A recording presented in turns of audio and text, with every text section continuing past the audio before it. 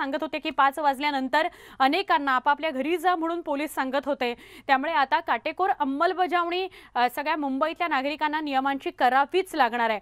बातमी आपण बघूया बेफिकीर मुंबईकरांची। मुंबईमध्ये दिवसाला 20,000च्या जवळपास कोरोना रुग्णसंख्येत वाढ होते। म्हणजे दर दिवशी नव्याने 20,000 रुग्ण आपल्याला पॉझिटिव्ह आढळत आहेत। मात्र मुंबईकरांना त्याचं गांभीर्य आहे का, तर ते नाही असंच म्हणावं लागेल।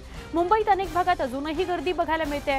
बाजारपेठांमध्ये किंवा वेगवेगळ्या मार्केट्सच्या ठिकाणी अजूनही गर्दी आहे। कोरोना नियमांचं पालन मुंबईकरांकडून होतानाच दिसत नाहीये। विविध वस्तू खरेदी करण्याकरता मुंबईकर अनेक भागात गर्दी करतात। त्यांचा मास्क त्यांच्या तोंडावर नसतो। त्यामुळे बेफिक्रीमुळे आणखी कोरोना रुग्ण वाढणारच आहेत, ते कमी होणार नाहीत। कोरोना रुग्णांची संख्या वाढली की लगेचच निर्बंध, मग ते अधिक कडक निर्बंध आणि मग लॉकडाऊन अशी परिस्थिती आपणच उद्भवू द्यायला नको आहे।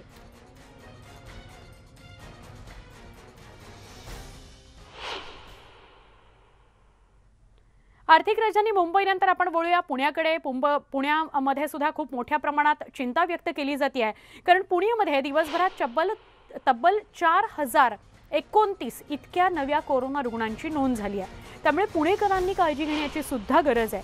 सध्या पुण्यामध्ये 14,890 सक्रिय रुग्ण आहेत। मात्र त्यापैकी केवळ 5.48% रुग्ण रुग्णालयामध्ये उपचार घेत आहेत। शिवाय आज केवळ एकाच रुग्णाचा मृत्यू झाला ही त्यातल्या त्यात दिलासादायक गोष्ट आहे। परिस्थिती पूर्णपणे नियंत्रणात असून काळजी करण्याऐवजी काळजी घ्या असं आवाहन पुण्याचे महापौर मुरलीधर मोहोळ यांनी केलं। आमचे प्रतिनिधी वैभव सोनवणे यांच्याकडून अधिक माहिती घेऊया। वैभव, मुंबईच्या तुलनेमध्ये पुण्यातला कोरोना रुग्णांचा आकडा कमी आहे। मुंबईमध्ये 20,000च्या आसपास गेल्या 24 तासात कोरोना रुग्णांची संख्या आहे, तर पुण्यामध्ये 4,000-4,2500च्या आसपास आहे। पण पुणेकर चिंता व्यक्त करते, म्हणजे पुण्यासाठी चिंता व्यक्त करावी अशीच गोष्ट आहे। तुम्ही काय अधिक सविस्तर सांगाल?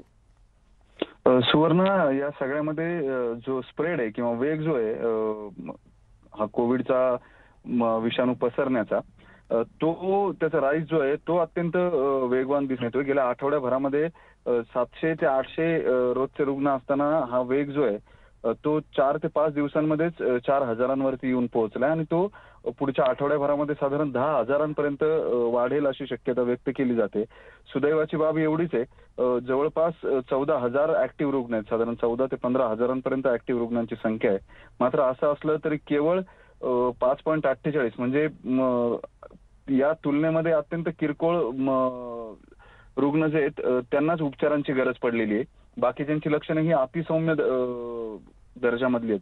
त्याच्यामुळे सुदैवाची बाब एवढीच म्हणावी लागेल। मात्र हा स्प्रेड जो आहे तो स्प्रेड त्याचा वेग कमी व्हावा इतकी अपेक्षा जी आहे ती केली जाते। त्यासाठी जे निर्बंध आहेत ते लागू करण्यात आलेले आहेत आणि त्याचा परिणाम किती होतो हेही पाहणं महत्त्वाचं ठरणार आहे। गेल्या लाटेमध्ये जी चिंता सगळ्यांना सतावत होती, साधारण 8 दिवस झालेत रोज हा रुग्णवाढीचा दर जो आहे तो वाढतोय। मात्र त्याच वेळेस जो हॉस्पिटलसाठी विचार न करणाऱ्यांचा किंवा आरोग्य यंत्रणेवरती जो ताण गेल्या वेळेस आलेला होता, यापेक्षा निम्मे पेशंट्स असताना सुद्धा तो यंदाच्या वेळेस अजिबात दिसत नाही। आणि सुदैवानं त्या बाजूला किंवा आरोग्य यंत्रणांवरती ताण नसल्यामुळे जी चिंता अत्यंत वाढलेली होती ओमायक्रॉनच्या बाबतीमधली ती काहीशी कमी दिसते। आता लोकांमध्ये सजगता आहे, मास्क वापरले जात आहेत किंवा जे आवाहन केलं गेलंय ते सगळ्याचं पालन केलं जात आहे। प्रशासनही आक्रमक झालंय। आज सकाळपासून पोलिसांनी रस्त्यावर विना मास्क फिरणाऱ्यांवरती कारवाई केली, त्यांना काही ठिकाणी मास्कही वाटण्यात आले